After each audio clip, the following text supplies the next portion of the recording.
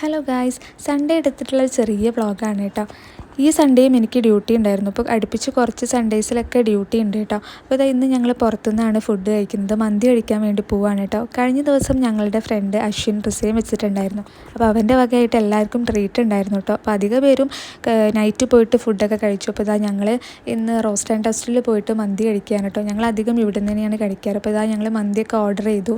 ഞാൻ എപ്പോഴും honey അൽഫാമാണ് order ചെയ്യാറ്. എനിക്ക് പെരി പെരി അതുപോലെ പെപ്പറൊന്നും എനിക്കിങ്ങനെ പറ്റില്ല, ഞാൻ കഴിക്കാറില്ല കേട്ടോ. അപ്പോൾ ബാക്കി എല്ലാവരും പെരി പെരി അൽഫാമായിരുന്നു, ഞാൻ ഹണി അൽഫാമായിരുന്നു. അപ്പോൾ അതൊക്കെ കഴിച്ചു, നല്ല ടേസ്റ്റ് ഉണ്ടായിരുന്നു കേട്ടോ. അങ്ങനെ പിന്നെ തിരിച്ചു പോവാണ്.